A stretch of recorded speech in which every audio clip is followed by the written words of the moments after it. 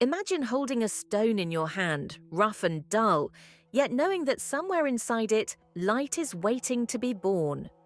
Picture a thin strip of metal, bent and hammered, glowing in the flicker of a fire, whispering secrets of an age long gone. Jewelry has this power to capture light, history, and human emotion, and to turn them into something that lasts far longer than we do. In this story, we will journey across millennia and continents, exploring the hidden world of jewels and the people who loved them. You'll travel to the riverbeds of ancient Egypt, where gold seemed like sunlight made tangible. You'll dive into the oceans for pearls, walk through the deserts of India for rubies, and even follow stones that fell from the sky, meteorites that became crowns and scepters. We'll uncover the secrets of legendary gems, the Hope Diamond with its whispered curse, the Koh-i-Noor with its empire-spanning journey, and the Fabergé eggs, tiny worlds of craftsmanship and wonder. You'll meet the hands that shaped them, artisans and goldsmiths who transformed fire and earth into objects of beauty, devotion, and power. But this story is not just about wealth or crowns. It is about love, memory, rebellion, and identity. Jewelry has been used to declare devotion, mourn the lost, challenge authority, and celebrate humanity itself. Each gem, each clasp, each curve is a story waiting to be told. By the end, you will see that jewelry is more than decoration. It is a mirror of the human soul, shimmering with desire, courage, memory, and imagination. It is our history, our science, our art, and our magic, all condensed into objects small enough to hold in the palm of your hand. And now let us begin this journey into fire, stone, and light, across centuries, oceans, and civilizations, into the dazzling world of jewelry. Jewelry began long before goldsmiths' diamonds or the glittering boutiques of Paris, long before civilization had a name. Somewhere in the cradle of Africa, 45,000 years ago, a human hand picked up a tiny shell and thought, "This is beautiful." That small thought, that spark of admiration for something not useful, but lovely, is what started it all. The earliest jewelry wasn't about wealth or status. It was about identity and wonder. Archaeologists have uncovered snail shells from North Africa, drilled with tiny holes, likely strung on sinew to make necklaces. Some were painted with red ochre, others polished smooth. These beads were the first whispers of art, the first time humans adorned themselves not for warmth or safety, but for meaning. In the caves of Blombos, in what is now South Africa, tiny ochre-stained beads dating back 75,000 years have been found. Imagine the maker, sitting by firelight, stringing shells together, unaware they were creating humanity's oldest form of personal expression. Jewelry became a way to say, "I exist." Fast forward to ancient Egypt, where jewelry was not only art, but also religion. Gold, the flesh of the gods, shimmered on pharaohs and queens. The Egyptians believed gold could not tarnish because it was divine. When Tutankhamun's tomb was opened in 1922, the world saw proof: a mask of solid gold, inlaid with lapis lazuli, carnelian, obsidian, and quartz. The boy king was encased in eternity. But Egyptian jewelry wasn't only for royalty. Common people wore faience, a glazed ceramic that sparkled blue-green like turquoise. They shaped it into amulets of scarabs and ankhs, symbols of rebirth and life. Even in death, they believed these pieces protected their souls. Meanwhile, across the seas, the Indus Valley people carved agate and jasper beads so precise that even modern tools struggle to replicate them. In Mesopotamia, goldsmiths created filigree and granulation, techniques so fine they appear almost like lace. They melted and shaped the metal with charcoal fires and bone tools, turning raw elements of the earth into delicate art. And then there was jade, in China, a symbol of heaven itself. Long before diamonds were worshipped, jade was revered as the stone of immortality. It wasn't just precious, it was sacred. Emperors were buried in suits made of jade plates sewn with gold wire, believing it would keep their bodies from decay. Jewelry, even then, wasn't just decoration, it was belief, it was power. It was storytelling in metal and stone. As time flowed forward, jewelry began to speak many languages. The language of love, of mourning, of victory, of faith. Every culture added its own verse to the great song of adornment. The sparkle of a gemstone became a signal of tribe, of rank, of devotion. Every pendant and ring whispered secrets of the person who wore it. And the truth, perhaps, is that jewelry has never really been about wealth. It has always been about memory, the shimmer of a moment that refuses to fade. Gemstones are the Earth's memories, pages in a storybook written in pressure and time. Long before humans could write, the planet itself was recording beauty in crystal form. Every stone we hold, polish, or set into jewelry carries a story millions of years old. A sapphire, for instance, began its life deep underground, formed when heat and pressure fused aluminum oxide into a transparent miracle. Add traces of iron and titanium, and you get the rich blue hue of royalty. Too much iron, and it turns green. Too little, and it shines pink. It's chemistry, yes, but also poetry. Because for centuries, people didn't see stones as mere minerals. They saw them as living spirits of the world. In ancient Persia, people believed the sky itself was painted blue because it reflected the color of a giant sapphire upon which the earth rested. The Greeks thought amethysts could prevent drunkenness. The word amethystos literally means not intoxicated. Warriors in ancient Rome carried amethyst charms into battle to stay clear-headed and brave. The ruby was called the king of gemstones. In Burma, now Myanmar, it was believed that if a warrior inserted a ruby into his flesh, he would be invincible. The fiery red color symbolized blood, life itself. Diamonds, of course, came later to claim their crown as symbols of power and love. The word diamond comes from the Greek adamas, meaning unbreakable. The ancients believed they were fragments of stars fallen to earth, or tears of the gods crystallized by divine sorrow. In truth, diamonds are formed in the planet's mantle, pure carbon pressed for billions of years under unimaginable heat. Each one is a time capsule of creation. Emeralds were Cleopatra's obsession. The Egyptian queen had her own mines, and she gifted emeralds engraved with her likeness to favored visitors. The Incas in South America revered emeralds long before Europeans even knew they existed.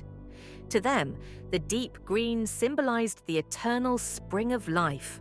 Across India, stones were mapped to planets, each gem tied to cosmic power. The Navaratna, or 9 gems, were said to balance the universe. Ruby for the sun, pearl for the moon, coral for Mars, emerald for Mercury, yellow sapphire for Jupiter, diamond for Venus, blue sapphire for Saturn, and 2 shadow planets represented by Hessonite and Cat's Eye. To wear all 9 together was to align your life with the rhythm of the cosmos. And yet, there are gems rarer still, not because of their price, but their mystery. Opals, with their spectral shimmer, have been called both lucky and cursed. The Romans thought opals were fragments of rainbows. Medieval Europeans thought they could grant invisibility. In fact, the play of color comes from silica spheres scattering light, nature's own prism trapped in stone. Then there are pearls, the only gemstone born of a living creature. Imagine, a tiny grain of sand enters an oyster, an irritation. The creature coats it layer upon layer with nacre, turning discomfort into beauty. A perfect metaphor for the human heart. Every stone remembers something: a volcano's rage, an ocean's calm, a planet's slow breathing. And when we wear them, on fingers, at throats, over hearts, we become part of that memory. We carry a piece of the Earth's ancient dreams. Before there were kingdoms, before there were coins or crowns, there was fire, and someone who knew how to speak to it. Gold was among the first metals humans ever shaped. It didn't rust, it didn't fade, and it gleamed even when buried for centuries. Early peoples found it gleaming in riverbeds, soft enough to hammer into sheets or twist into spirals without melting. No wonder it seemed divine. In ancient Egypt, gold was thought to be the flesh of the sun god Ra. Pharaohs were born of gold, their jewelry meant to guide them into the next world. Smiths there learned to hammer gold leaf thinner than a whisper, to emboss it with tiny hieroglyphs, to solder delicate wires with primitive bellows and charcoal fires. They made necklaces like the usek, broad collars of gold and semi-precious stones that rested on the shoulders like halos of light. To the Sumerians of Mesopotamia, the goldsmith was a priest as much as a craftsman. In the royal tombs of Ur, excavators found elaborate headdresses of gold leaves, lapis beads, and carnelian drops, arranged with such care that even 4,000 years later they seem ready to be worn. The Greeks added refinement, filigree so fine it looked woven repoussé work that raised patterns by hammering from the reverse. The Etruscans, neighbours to early Rome, became legends for granulation, fusing tiny gold spheres onto a surface without visible solder. Even today, jewelers study their technique and wonder how it was done with the simple tools of antiquity. Then came Rome, the empire of abundance. Gold poured in from conquered lands, and adornment became declaration. Senators wore rings to mark rank, generals gifted bracelets to their soldiers. Women of status dripped with gemstones, emeralds from Egypt, pearls from the Red Sea, garnets from Bohemia. The poet Propertius once warned that too much gold might outshine the gods. Few listened. Meanwhile, far to the east, artisans of India and China were refining their own symphonies in metal. Indian goldsmiths perfected kundan work, layering pure gold foil around gems without prongs or claws, the metal embracing each stone like silk. Chinese craftsmen cast ornaments in delicate openwork, adding enamel in radiant blues and greens. Each dynasty had its favorite motif: dragons for strength, phoenixes for renewal, clouds for eternal harmony. Goldsmithing was more than craft, it was alchemy. Fire transformed raw ore into something that caught light like captured sunlight. Every clang of hammer and hiss of flame was part of a ritual that connected humanity to the very heart of the earth. Silver, too, held its own magic, the moon's metal. It tarnished with time, yes, but that dark patina was a kind of memory, proof that the piece had lived. Vikings wove silver into arm rings as tokens of oath and kinship. In medieval Europe, silver reliquaries cradled saints' bones. In the Islamic world, calligraphers inscribed verses on silver bangles to guard the wearer from harm. To touch these ancient works is to feel time itself, the same fingerprints pressed into metal thousands of years ago by hands long turned to dust. And yet their fire still lives in the gold that survives them. Jewellery, at its core, is a promise that beauty can endure heat, hammer, and history, and still shine. Every culture that has ever lived has spoken in jewellery, not with words, but with glittering sentences of metal and stone. Long before literacy, adornment told stories: who you were, whom you loved, what you believed, what you had lost. The language of jewellery is subtle, yet universal. In ancient Rome, a ring was not just a circle of metal, it was a seal of identity. A man's signet bore the emblem of his family, pressed into wax to mark contracts and declarations. To steal another's ring was to steal their voice. In medieval Europe, jewellery became the handwriting of devotion. The Crusaders brought home relics and charms, crosses of silver, small reliquaries filled with fragments of saints' bones. These were worn not as decoration, but as visible prayers. Each pendant, each brooch, was a conversation between heaven and earth. Among the Celts, intricate knotwork patterns carved into gold torques and silver brooches represented eternity, no beginning, no end. They were spiritual diagrams meant to protect the wearer from evil. Warriors wore heavy neck rings into battle, believing the metal held the strength of their ancestors. During the Renaissance, jewellery began to whisper of human emotion more than divine power. Lovers exchanged lockets with painted miniatures or locks of hair sealed within. Rings bore secret messages. Posy rings, inscribed with phrases like, "My heart is thine," or "Till death us part." Imagine two people passing such a ring in secret, a coded confession of love, small enough to hide but strong enough to remember forever. The Victorians turned jewellery into a full emotional alphabet. Every flower and stone carried meaning: forget-me-nots for remembrance, pearls for tears, garnets for faithfulness.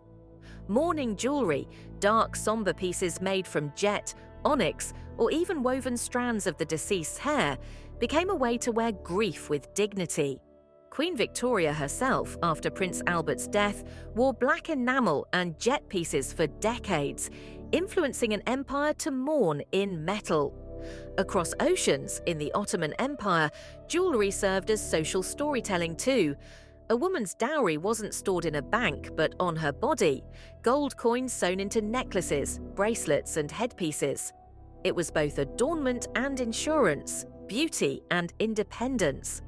A glance could tell whether she was newly married, widowed, or expecting a child. In West Africa, the Akan people created gold weights shaped like birds, drums, and proverbs. Each one a fragment of wisdom cast in metal. Jewellery there was language and philosophy, art and proverb entwined.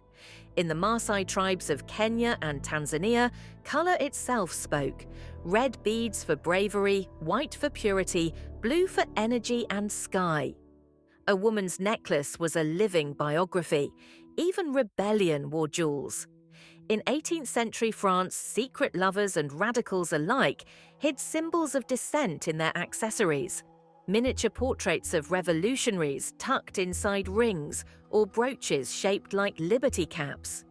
Jewellery became whisper, resistance, and memory all at once. And as time marched into the modern age, jewellery didn't lose its voice, it simply changed dialect.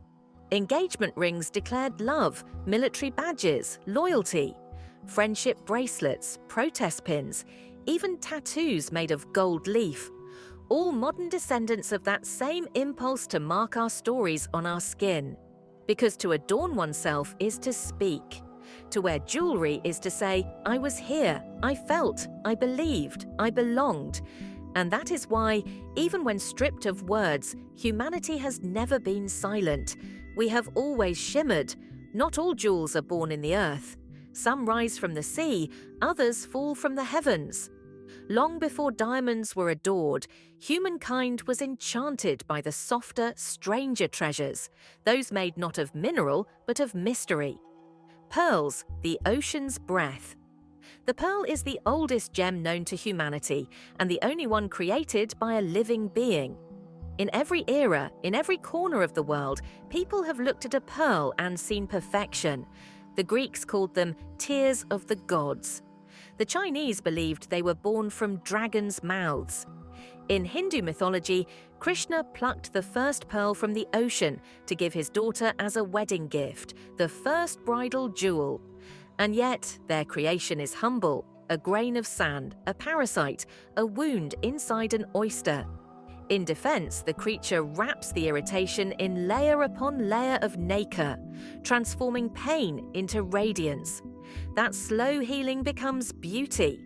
Perhaps that's why pearls have always symbolized purity, wisdom, and resilience. For centuries, divers risked their lives to find them. Before cultured pearls, a single perfect one could buy a city. The waters of the Persian Gulf and the South Seas glittered with fleets of pearl hunters who could hold their breath for 2 minutes and surface gasping, clutching a handful of oysters and a prayer. Cleopatra famously wagered she could host the most expensive meal in history, and proved it by dissolving one of her enormous pearls in vinegar and drinking it. Whether myth or truth, it shows how deeply humanity has worshipped these milky miracles. Coral, the blood of the sea. Coral, too, is alive, a colony of tiny creatures building skeletons of limestone that form vast reefs. When polished, red coral glows with an inner warmth that no mineral can mimic. The ancient Romans believed it could protect children from evil spirits. Sailors wore it as a charm against storms. In Italy's coastal towns, coral became a language of its own, shaped into horns to ward off misfortune, carved into cameos and rosaries that blended beauty and faith. But coral's beauty came at a cost. Even today, natural coral is increasingly rare, the reef suffering under climate and commerce alike. The ocean's jewellery, once abundant, now whispers a warning: beauty must be tended, or it fades. Amber, sunlight preserved. Amber is neither stone nor shell, it is time-made solid. Fossilized tree resin, millions of years old, it sometimes traps within it the impossible: a leaf, a droplet of air, even a tiny insect, perfectly preserved. The ancients thought amber was the solidified tears of the sun.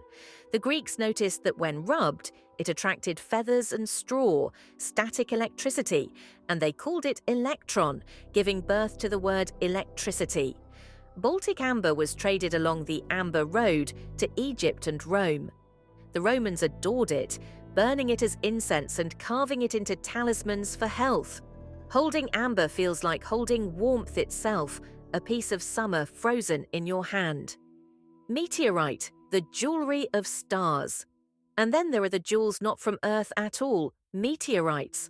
When iron meteorites fell in ancient times, people thought the gods themselves had sent them.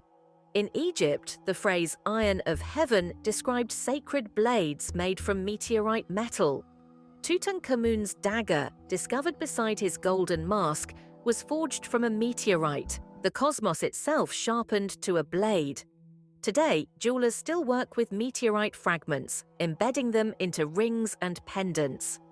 The patterns, called Widmanstätten lines, are crystalline forms that can only exist in the cold of space. They remind us that not all beauty comes from below, some of it falls from above. Together, pearls, coral, amber, and meteorite form a strange quartet: sea, life, forest, and cosmos, a necklace strung by nature herself. They are reminders that jewellery is not only an art of adornment, but a conversation with the universe. Each piece whispers, "I was once alive. I was once a star. I have crossed worlds to shine here. Power has always needed to shine. From the moment one person ruled over another, they sought a way to make that rule visible. And what better way than with gold that could catch the sun or stones that could outshine mortal eyes?" The divine right to dazzle. In nearly every civilization, jewellery became the language of authority. Kings wore crowns, queens wore diadems, priests carried jewelled staffs, not just as decoration, but as evidence of their link to the divine. If the gods chose rulers, surely they would dress them in light. In Mesopotamia, rulers wore conical crowns glittering with lapis lazuli, a stone as blue as twilight, sacred to the goddess Inanna. In Egypt, the pharaoh's headdress shimmered with gold and turquoise, symbols of eternal life. The more light that reflected from a ruler's body, the closer they seemed to eternity. When Alexander the Great conquered the East, he didn't just inherit land, he inherited symbols. He adopted the Persian diadem, a band of white cloth bound around the head, shimmering with jewels. Centuries later, Rome would crown its emperors with laurel leaves tipped in gold, proclaiming that victory itself now wore jewellery. The crown jewels of legends. Every empire forged its myths into metal. The British crown jewels, kept in the Tower of London, are perhaps the most famous. They glitter with stones that have crossed continents and centuries. The Cullinan diamond, cut into 9 major pieces and many smaller ones, was once a single crystal weighing over 3,100 carats, the largest ever found. It now sits in the sceptre of the monarch, its facets reflecting both beauty and controversy, for it came from South African mines under colonial rule. The Koh-i-Noor, Mountain of Light, has an even darker journey. Believed to have been mined in India's Golconda centuries ago, it passed through the hands of Mughal emperors, Persian shahs, Sikh maharajas, and finally British royalty. Legends claim it brings misfortune to men but luck to women, hence why it's only been worn by queens since it entered the British treasury.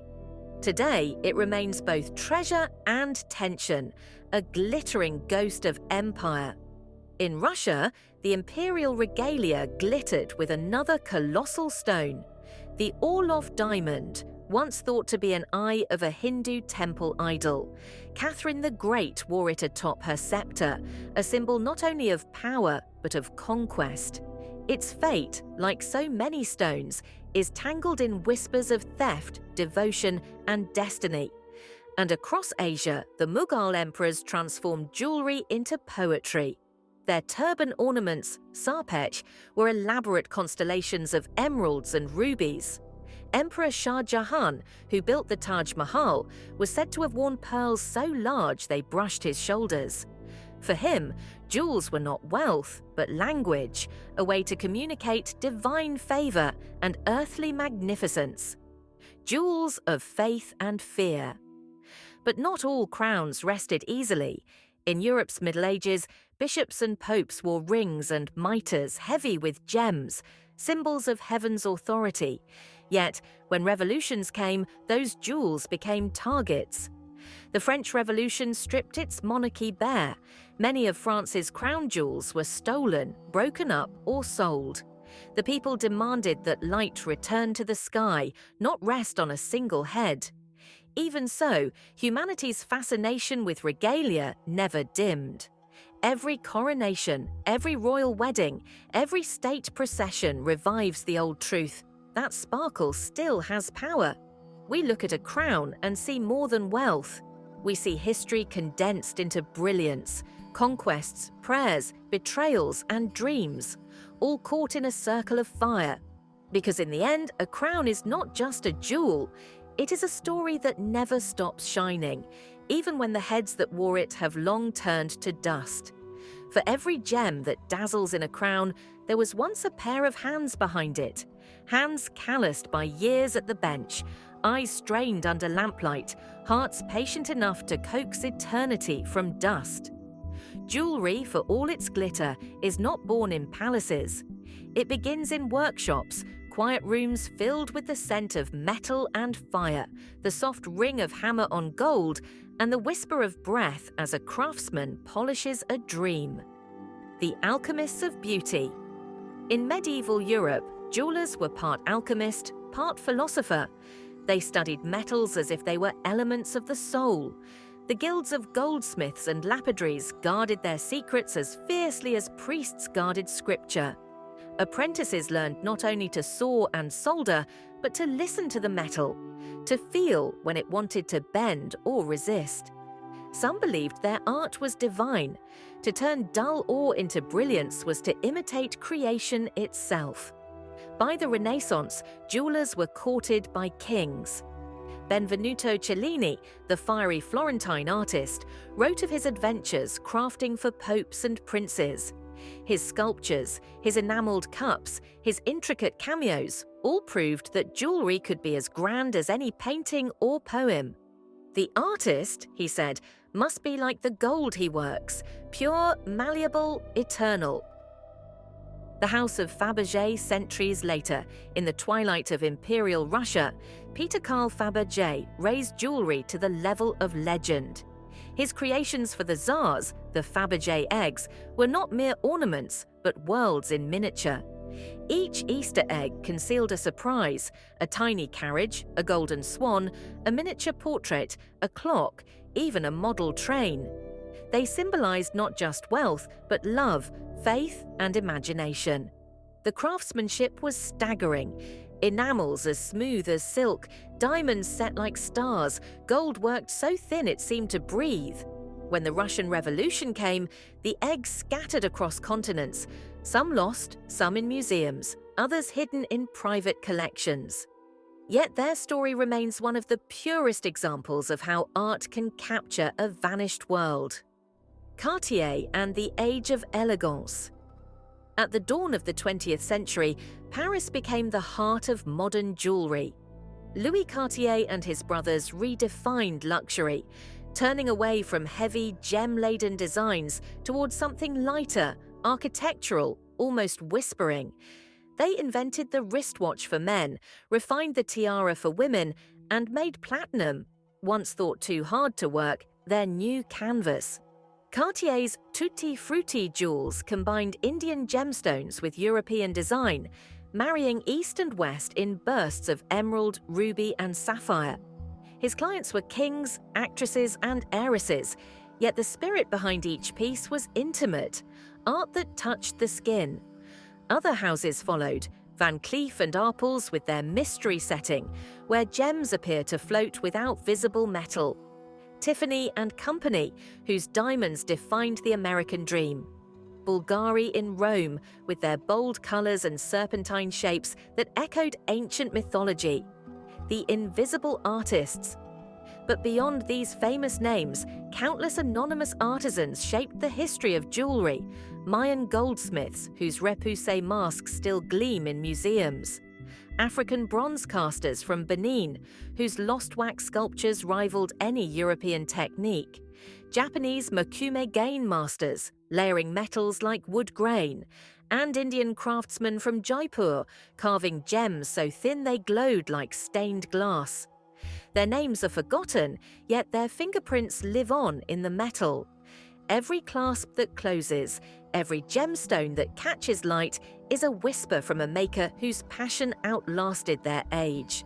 Jewellery, ultimately, is not just about what is worn, but who made it possible. The jeweller's art is one of patience and transformation, of breathing life into lifeless things. They are the unseen poets of brilliance, working not in ink, but in fire. Every gem that rests on a finger, neck, or crown has lived a far longer life than its wearer could imagine.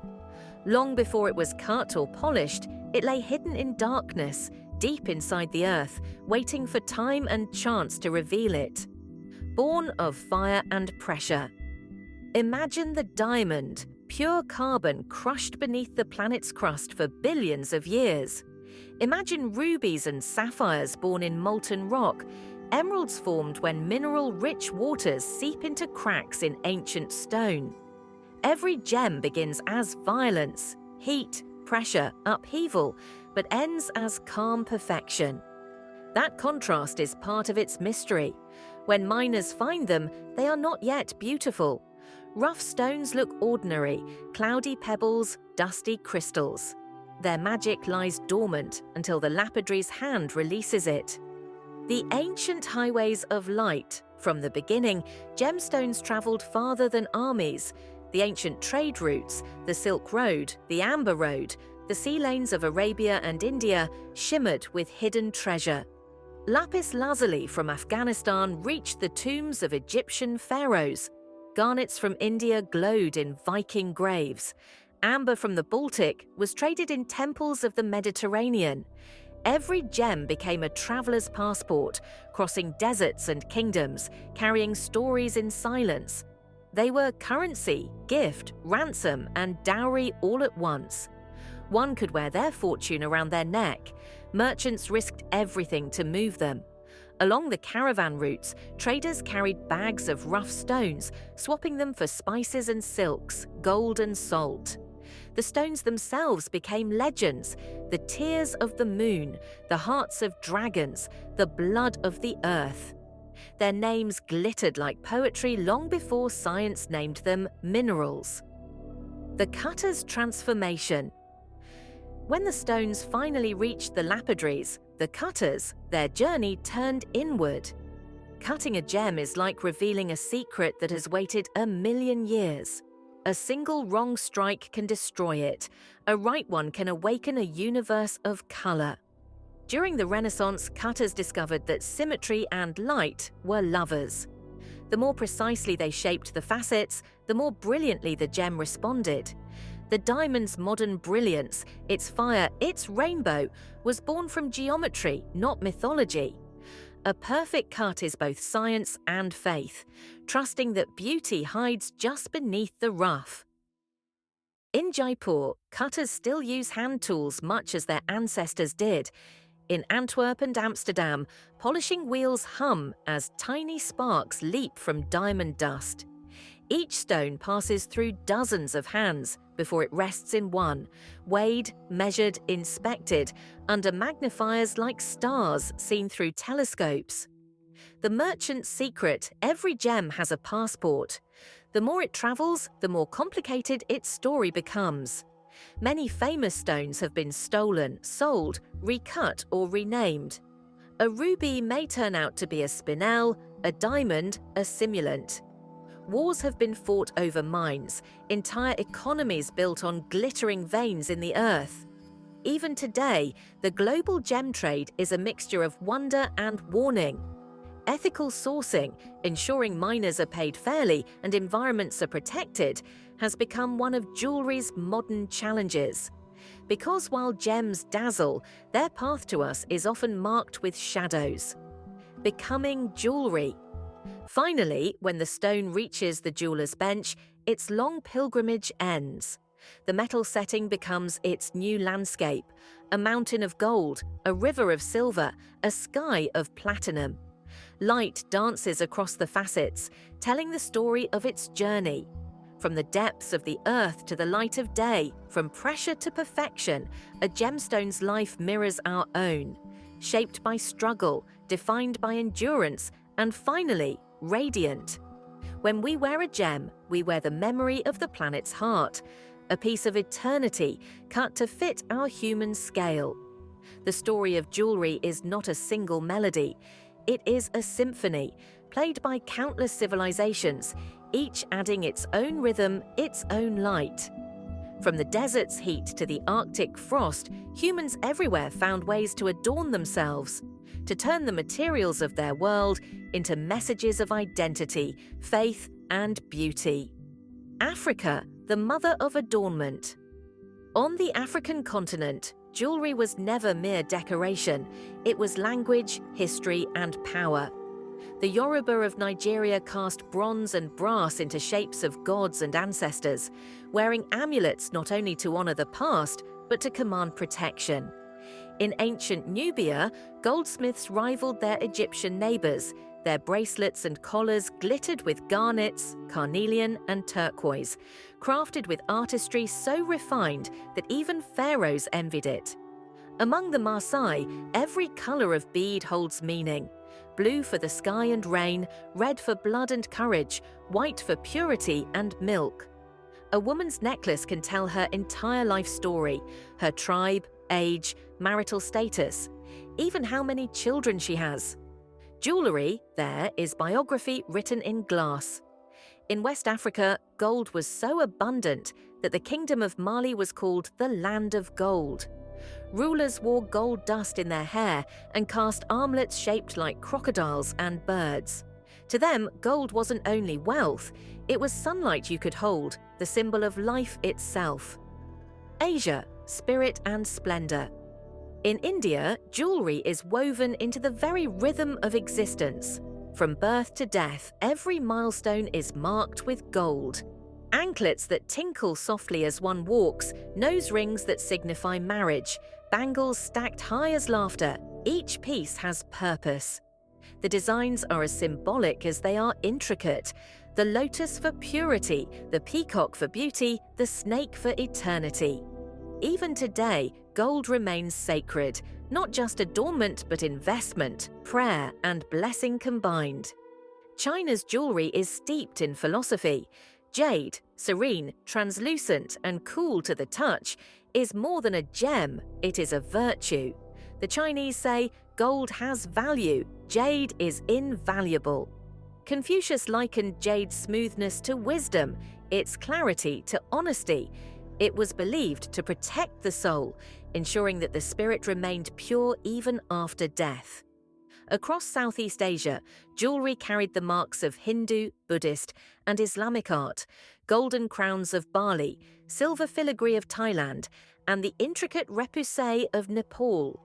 Each region reflected heaven in metal, shaping devotion into design. The Americas, spirit stones and feathers. Long before Europeans arrived, the peoples of the Americas adorned themselves with astonishing creativity. The Maya and Aztec civilizations prized jade and turquoise, associating them with life, rain, and divine breath. Gold, though valued, was secondary to these green-blue stones that mirrored the sky and water, symbols of the gods themselves. In the Andes, the Inca wove silver and gold into everything: ear spools, headdresses, and tunics that glittered like sunlight on snow. Their artisans worked metals as if weaving light into fabric. To the native peoples of North America, jewelry was deeply spiritual. The Navajo, Hopi, and Zuni crafted silver and turquoise pieces that honored both earth and sky. Each motif, a thunderbird, a sunburst, a spiral, was a prayer in metal form. The process of making was sacred. The act of creation echoed the harmony between man and nature. The Pacific and beyond.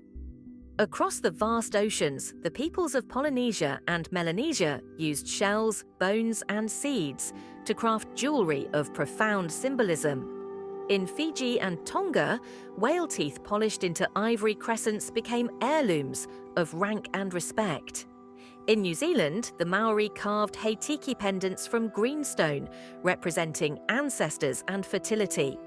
These were not ornaments but guardians, spiritual companions passed down through generations.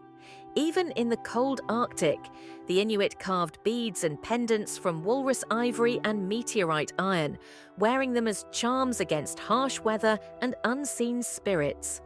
Where gold was absent, imagination filled the void. One world, many lights across continents. The materials may change: wood, bone, shell, metal, stone, but the impulse remains identical. To adorn is to affirm. To decorate the body is to declare life, belonging, belief. Every culture, no matter how distant, looked at their world and thought, "Let me make it shine." And in that simple desire, all of humanity found a shared truth. Beauty is a kind of prayer, and jewelry, its brightest answer. At first glance, jewelry seems like pure magic, light trapped in stone, metal melted into dreams. But behind the shimmer lies a world of science, geometry, chemistry, and the language of light itself. To understand why a gem glows, one must first understand what it is. Each gemstone is a crystal, an orderly pattern of atoms repeating through space. That structure determines everything: how the gem bends light, how it absorbs color, how it flashes when turned in the hand, how stones steal the light. When a ray of light enters a gemstone, it slows and bends, a dance called refraction. Some gems, like diamond, bend light so sharply that it splits into colors, creating a rainbow fire called dispersion. Others, like sapphire or garnet, absorb parts of the spectrum and let the rest escape, painting themselves in hues of heaven and wine. The cut, too, matters deeply. A well-cut diamond reflects light internally, every beam bouncing within like a hall of mirrors until it bursts back out through the top, dazzling our eyes. That brilliance isn't luck, it's physics honed to perfection. A single misplaced angle can turn brilliance into dullness, a reminder that beauty depends on discipline as much as desire. Different stones play with light in their own ways. An opal contains microscopic silica spheres arranged like a mosaic. When light hits them, it diffracts, scattering color like a prism, hence its hypnotic play of fire. A star sapphire glows with a six-rayed shimmer called asterism, caused by tiny needle-like inclusions of rutile catching the light in perfect symmetry. Alexandrite shifts color entirely, green by day, red by night, because its crystal absorbs different wavelengths under varying light sources. Nature, in its quiet genius, made the first color change technology. Why we see color at all. Every hue in a gemstone arises from chemistry. Trace elements, mere whispers of foreign atoms, turn clear minerals into miracles. A touch of chromium paints emeralds green and rubies red. Iron and titanium make sapphires blue. Manganese brings rose to tourmaline. Without impurities, most gems would be colorless. Perfection, it turns out, is not what makes them beautiful. Flaws do. That truth has always carried a kind of philosophy. The very thing that disturbs the stone's purity gives it its soul. The modern alchemists. In the modern age, science has become jewellery's newest jeweller. We can now grow gems in laboratories, recreating the pressures and temperatures of the Earth's mantle. Synthetic diamonds, sapphires, and emeralds are chemically identical to their natural counterparts, flawless, ethical, and stunningly pure. They challenge our idea of rarity. If beauty can be replicated, what then gives it value, origin, or meaning? Lasers can now carve inscriptions invisible to the naked eye inside diamonds. Spectroscopy can reveal a gem's birthplace. Microscopes map inclusions like constellations, telling experts whether a stone was born in Madagascar, Burma, or a laboratory in Switzerland. And metals, too, have evolved. New alloys blend gold with titanium, platinum with silver, to create colours never before seen. Rose gold, green gold, even black gold achieved by controlled oxidation. Once the goldsmith's fire was wood and bellows, now it's plasma and precision, light, the eternal partner. Yet, for all the equations and instruments, jewellery remains an art of light and love. Every gem, every polished surface depends on illumination, the sun, the candle, the gaze of someone who notices. Without light, all jewels are dark.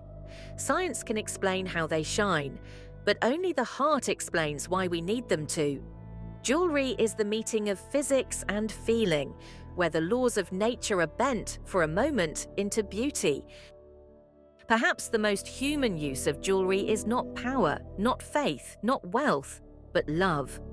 From the moment people discovered gems and metals, they turned them into symbols of devotion, memory, and connection. Rings that speak. The engagement ring is among the oldest and most enduring love traditions. In ancient Rome, a ring made of iron symbolized permanence. Later, gold replaced iron, and diamonds entered the story, immortalized by Archduke Maximilian of Austria in 1477 when he gave Mary of Burgundy a diamond ring.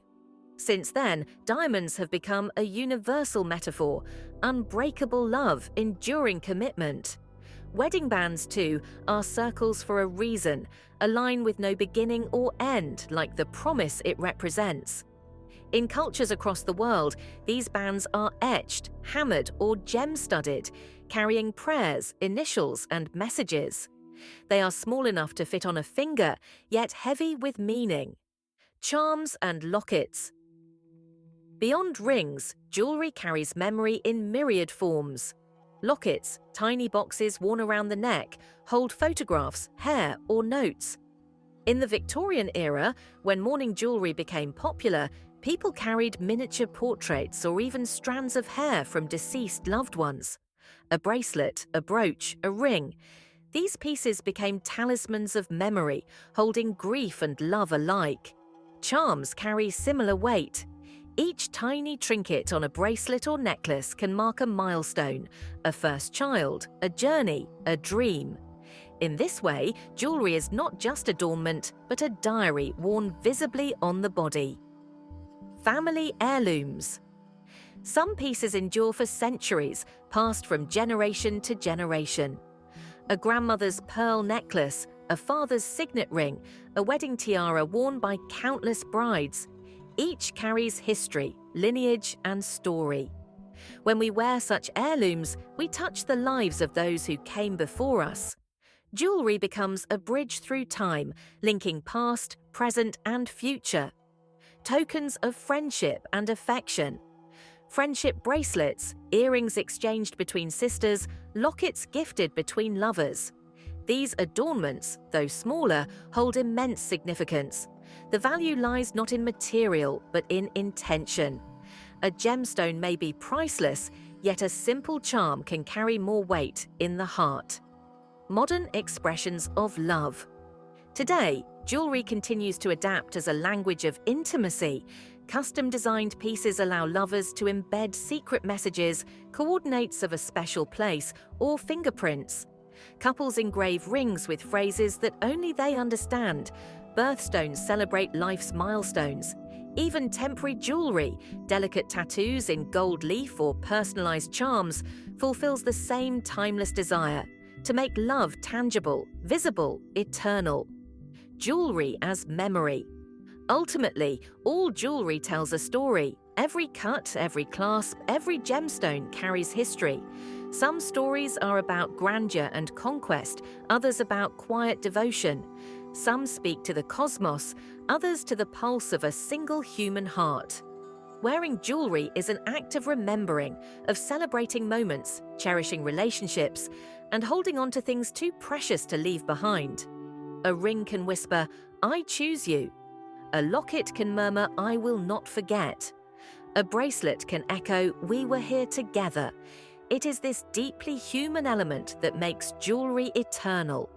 Beyond sparkle, beyond wealth, beyond culture or creed, it exists because we need to remember, to honour, and to love.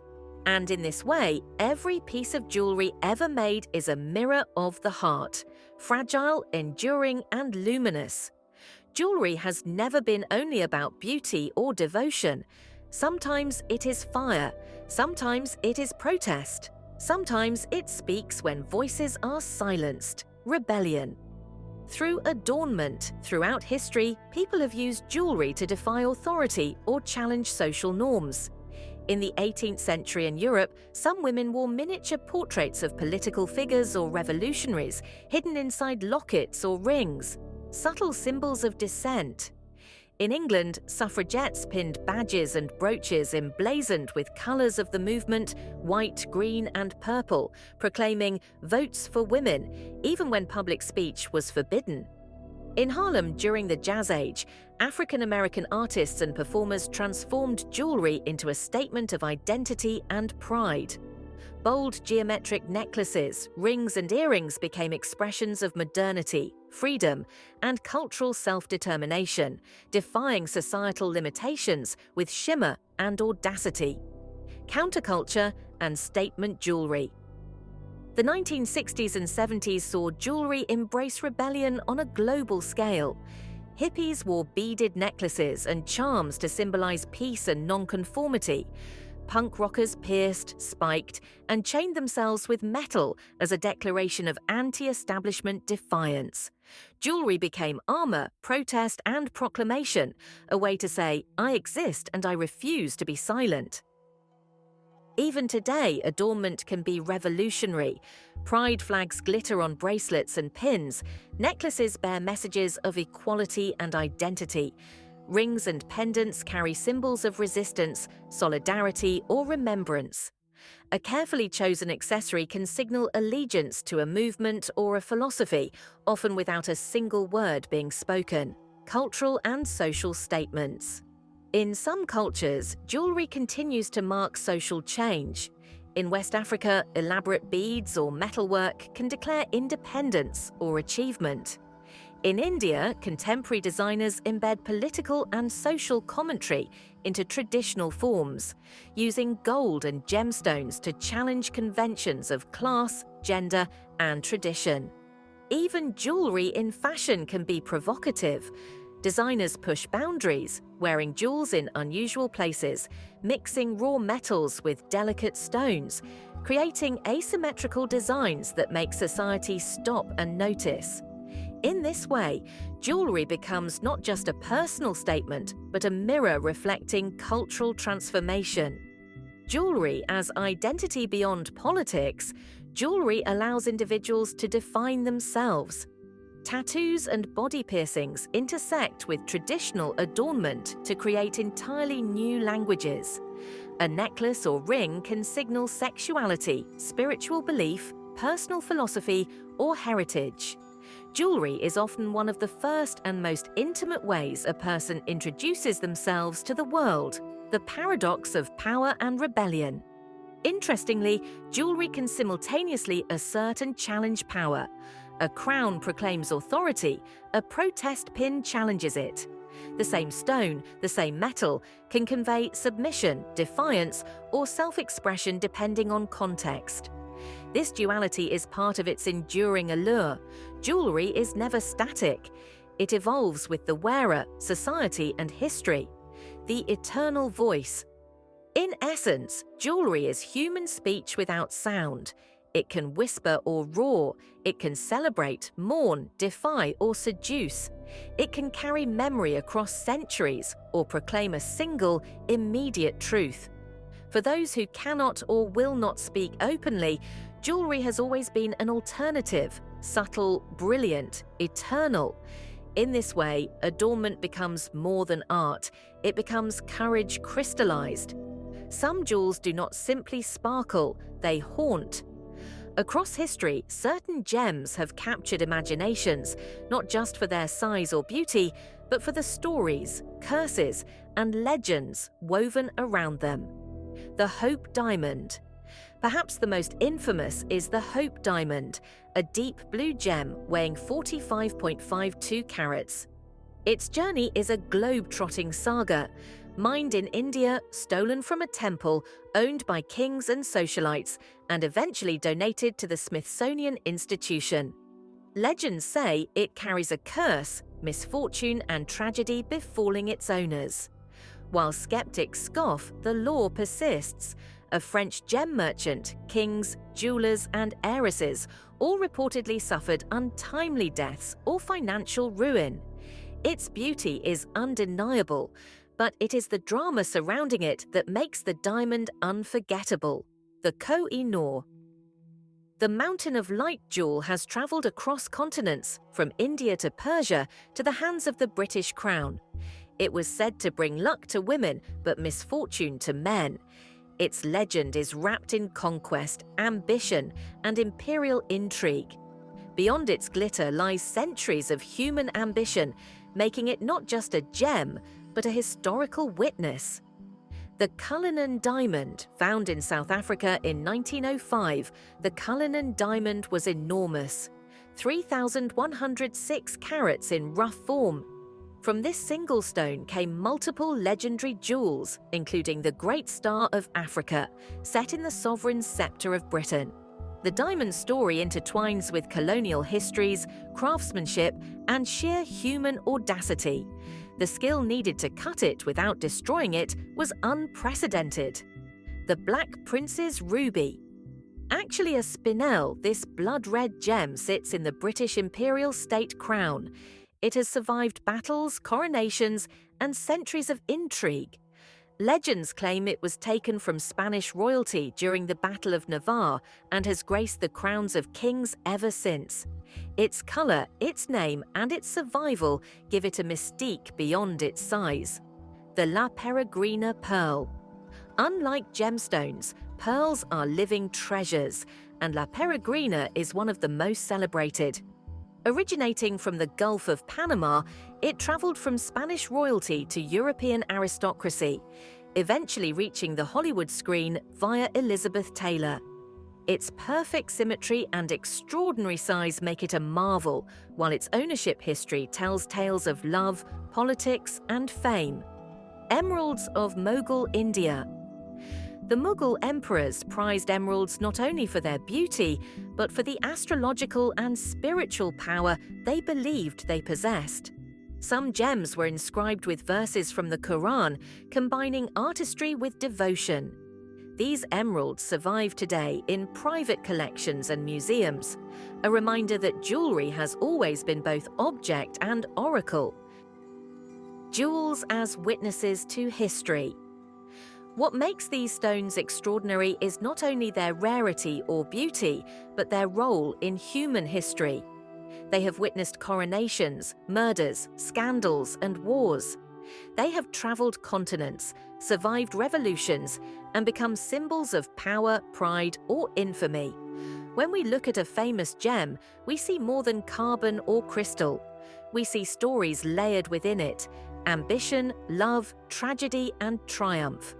In some sense, jewels are immortal because they carry memory far longer than human lives can last, the allure of legend. Perhaps that is why we remain fascinated. A gem is more than its sparkle. It is the stories it collects, the secrets it keeps, and the emotions it evokes. From the Hope Diamond's curse to the Koh-i-Noor's journey, every famous jewel is a mirror, reflecting both the brilliance of the stone and the complexities of those who sought it. In the end, jewels are not only treasures of the earth, they are treasures of human imagination. Jewellery has always evolved with humanity, shaped by culture, technology, and desire. From the first shells strung on sinew to the glittering crowns of kings, adornment has reflected our society's values and dreams. Today, as we step into the future, jewellery continues its transformation, embracing sustainability, innovation, and new forms of expression. Ethics and sustainability. Modern consumers increasingly demand that jewellery not only dazzles, but also aligns with conscience. Conflict-free diamonds, ethically sourced gold, and environmentally responsible mining practices are now central to the industry. Lab-grown gemstones, chemically identical to natural stones, offer beauty without the ecological and human costs of traditional mining.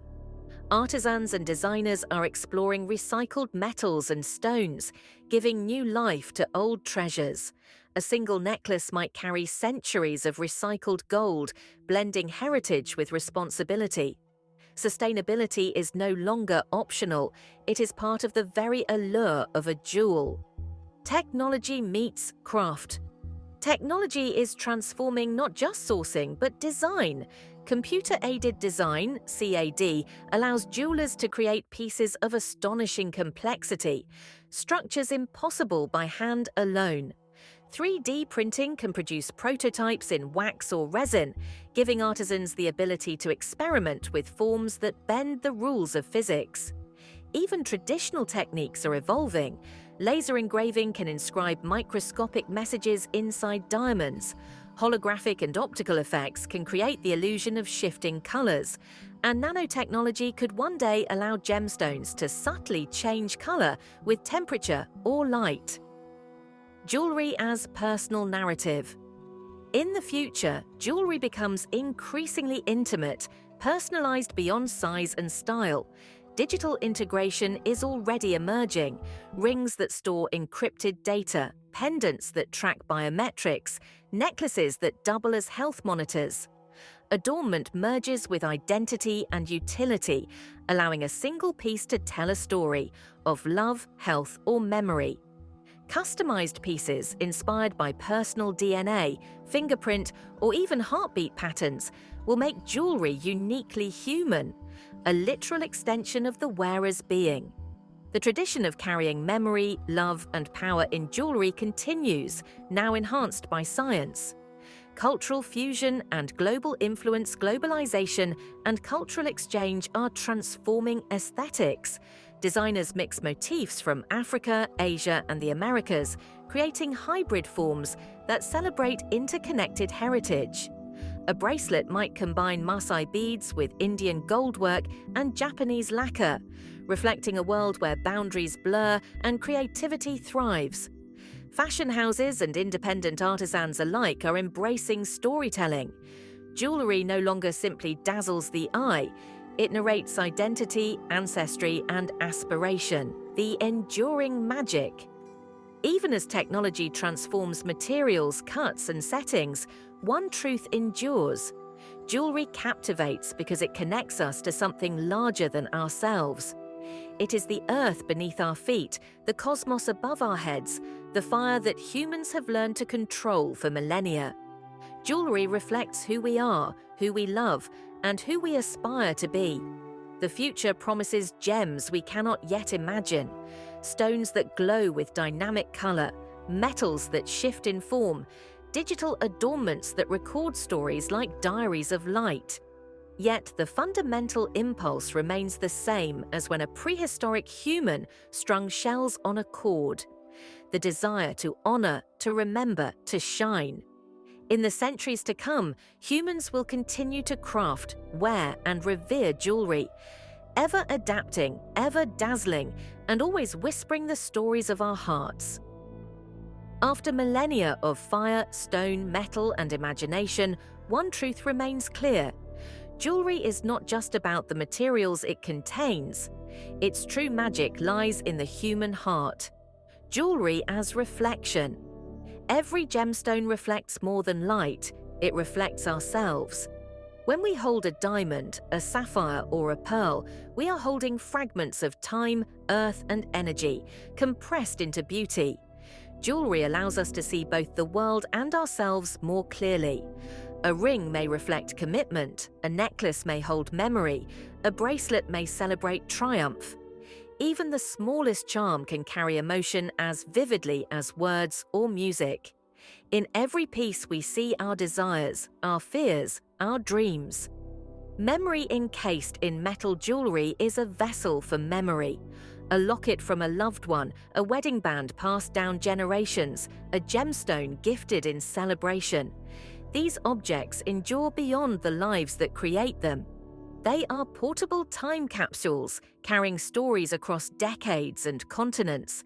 The fire that shapes gold, the patience that polishes a stone, the artistry that sets it, all of it is a conversation between humans and eternity. We are reminded that beauty is not only in nature but in the care, love, and attention we give it. Symbols of humanity. Across cultures, continents, and centuries, jewelry has been more than decoration. It is identity, rebellion, devotion, memory, and joy. It has marked milestones, expressed emotion, and whispered secrets. It has witnessed empires rise and fall, survived wars, and accompanied births, marriages, and funerals. In its glitter, we see ambition. In its craftsmanship, we see patience.